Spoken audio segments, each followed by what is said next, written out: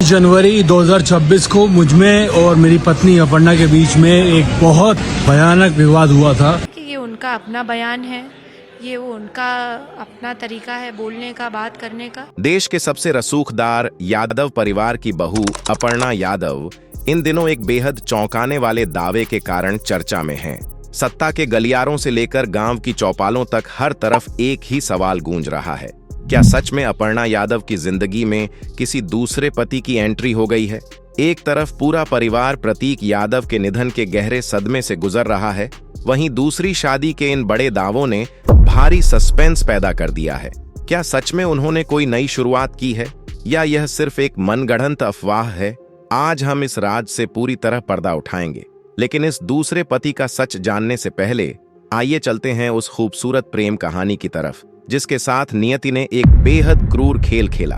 उत्तर प्रदेश की राजनीति में जब भी ताकत, असीमित रसूख और बेजोड़ संगठनात्मक क्षमता की बात होती है तो मुलायम सिंह यादव द्वारा स्थापित समाजवादी साम्राज्य का नाम इतिहास के पन्नों में सबसे ऊपर आता है। यह एक ऐसा बेजोड़ परिवार है जिसने दशकों तक देश के सबसे बड़े और सबसे महत्वपूर्ण सूबे की राजनीति पर अपना निर्विवाद वर्चस्व कायम रखा है। पहलवानी के अखाड़े की मिट्टी से निकलकर देश के रक्षा मंत्री और उत्तर प्रदेश के मुख्यमंत्री के सर्वोच्च पद तक पहुंचने का मुलायम सिंह यादव का सफर भारतीय राजनीति के इतिहास में एक स्वर्णिम और अकल्पनीय अध्याय की तरह दर्ज है। उनके इस विशाल और मजबूत राजनीतिक साम्राज्य में उनके परिवार के लगभग हर एक सदस्य ने कोई न कोई बेहद अहम राजनीतिक भूमिका निभाई है। उनके बड़े बेटे अखिलेश यादव राज्य के सबसे युवा मुख्यमंत्री बने और परिवार के अन्य सदस्य जैसे शिवपाल यादव और राम गोपाल यादव भी राजनीति के दिग्गज और माहिर खिलाड़ी माने जाते हैं। इस परिवार के घर के आंगन से लेकर नाश्ते की मेज तक हर जगह केवल राजनीतिक दांव पेच, आगामी चुनावी रणनीतियों और सत्ता के नए समीकरणों की ही चर्चाएं हुआ करती थीं।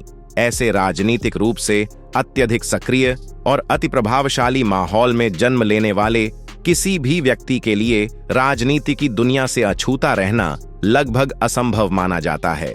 लेकिन इसी विशाल कुनबे में एक ऐसा शख्स भी था जिसने इस पूरी राजनीतिक चकाचौंध और सत्ता के अंतहीन संघर्ष से खुद को बिल्कुल अलग रखा था। वह शख्स कोई और नहीं बल्कि मुलायम सिंह यादव के छोटे बेटे प्रतीक यादव थे। प्रतीक का स्वभाव उनके पूरे परिवार से बिल्कुल भिन्न था और उनकी यही अनूठी भिन्नता उन्हें सबसे खास और अलग बनाती थी। प्रतीक यादव मुलायम सिंह यादव और उनकी पत्नी साधना गुप्ता के सबसे लाडले बेटे थे।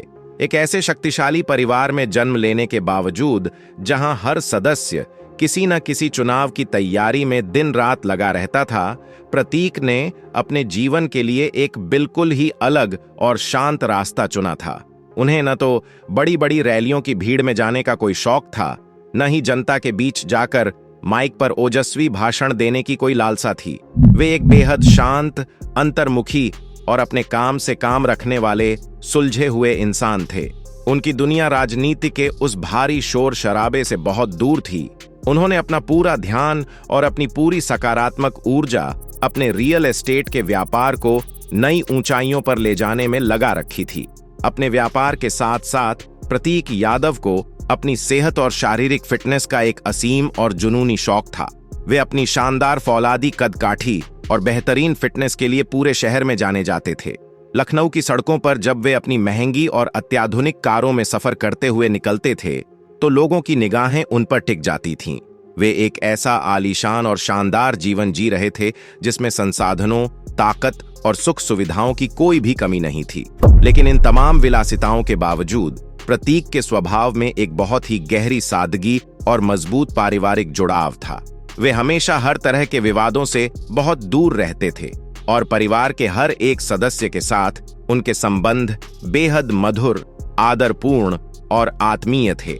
वे एक ऐसे अनोखे इंसान थे जो सत्ता के बिल्कुल केंद्र में रहकर भी सत्ता के किसी भी तरह के मोह से पूरी तरह मुक्त थे। दूसरी ओर अपर्णा बिष्ट, जो शादी के बाद देश भर में अपर्णा यादव कहलाएं, का जीवन, उनका पालन पोषण और उनका व्यक्तित्व प्रतीक यादव से काफी अलग था। अपर्णा का जन्म एक बेहद प्रतिष्ठित, सुशिक्षित और बौद्धिक परिवार में हुआ था। उनके पिता अरविंद सिंह बिष्ट एक जाने माने और सम्मानित पत्रकार रहे हैं और उनकी मां अंबी बिष्ट लखनऊ नगर निगम में एक वरिष्ठ अधिकारी के पद पर कार्यरत रही हैं। बचपन से ही अपर्णा को अपने घर में एक बहुत ही अनुशासित और बौद्धिक माहौल मिला था। उनकी शुरुआती शिक्षा लखनऊ के सबसे प्रतिष्ठित लोरेटो कॉन्वेंट स्कूल से पूरी हुई। अपर्णा केवल किताबी पढ़ाई लिखाई में ही होनहार नहीं थीं, बल्कि कला और संस्कृति के क्षेत्र में भी उनकी बहुत गहरी और सच्ची रुचि थी। उनका व्यक्तित्व बहुत ही मुखर, आत्मविश्वासी और तेज तर्रार है। जहां प्रतीक यादव हमेशा शांत और पृष्ठभूमि में रहना पसंद करते थे, वहीं अपर्णा अपनी बात को पूरी बेबाकी, तर्क और निडरता के साथ किसी भी सार्वजनिक मंचों पर रखने के लिए जानी जाती थीं। समाज सेवा में भी उनकी गहरी रुचि थी और वे अक्सर महिलाओं के सशक्तिकरण और जानवरों के अधिकारों के लिए सक्रिय रूप से काम करती नजर आती थीं। इन दो बिल्कुल ही विपरीत स्वभाव और पृष्ठभूमि वाले इंसानों का आपस में मिलना और एक होना किसी बड़े चमत्कार से कम नहीं था। अक्सर कहा जाता है कि विपरीत ध्रुव एक दूसरे को सबसे ज्यादा आकर्षित करते हैं और प्रतीक यादव तथा अपर्णा बिष्ट की प्रेम कहानी इस पुरानी कहावत का सबसे सटीक, जीवंत और खूबसूरत उदाहरण थी। इन दोनों की प्रेम कहानी की शुरुआत कोई रातों रात नहीं हुई थी, बल्कि यह स्कूल के मासूम दिनों से ही शुरू हो गई थी।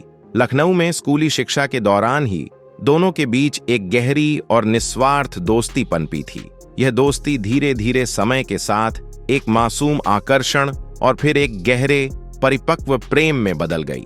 हालांकि दोनों के पारिवारिक पृष्ठभूमि और स्वभाव में जमीन आसमान का अंतर था, लेकिन उनके दिलों के तार एक दूसरे से बेहद मजबूती के साथ जुड़ चुके थे। शादी के बाद दोनों का जीवन बेहद खुशहाल था और जल्द ही उनके घर एक प्यारी सी बेटी का जन्म हुआ। कुछ सालों बाद अपर्णा की राजनीतिक महत्वाकांक्षाएं जागीं और उन्होंने अपनी पारिवारिक विरासत से बिल्कुल अलग हटकर बीजेपी में शामिल होने का बेहद साहसिक फैसला लिया। भारतीय जनता पार्टी का मेंबर बनने का एक सुअवसर दिया। एक ही छत के नीचे दो अलग राजनीतिक विचारधाराएं आ गई थीं, लेकिन इसका उनके वैवाहिक जीवन पर रत्ती भर भी असर नहीं पड़ा। राजनीति से कोसों दूर रहने वाले प्रतीक ने हर कदम पर एक मजबूत ढाल की तरह अपनी पत्नी का साथ दिया। उनका रिश्ता इस बात का सबसे बड़ा सबूत था कि सच्चा प्यार हर राजनीतिक मतभेद से कहीं ऊपर होता है। लेकिन नियति का खेल देखिए, जब जिंदगी में सब कुछ इतना खूबसूरत लग रहा था, तभी अचानक एक क्रूर सच ने इस हंसते खेलते परिवार को गहरे सदमे में डाल दिया। यह एक बेहद दुखद सच्चाई है कि महज 38 साल की युवा उम्र में प्रतीक यादव अब इस दुनिया में नहीं रहे। अपनी फिटनेस को लेकर इतने जागरूक इंसान का यूं अचानक चले जाना हर किसी को झकझोर गया। अपर्णा के लिए तो मानो आसमान ही टूट पड़ा। जिस साथी के साथ उन्होंने स्कूल के दिनों से सपने देखे थे, वह उन्हें बीच सफर में बिल्कुल अकेला छोड़ गया। दुख की इस अथाह घड़ी में पूरा यादव परिवार आपसी मतभेद भुलाकर अपर्णा के साथ एक चट्टान की तरह खड़ा जरूर रहा, लेकिन प्रतीक यादव की वह शांत मुस्कान अब हमेशा के लिए केवल यादों और तस्वीरों में ही सिमटकर रह गई है।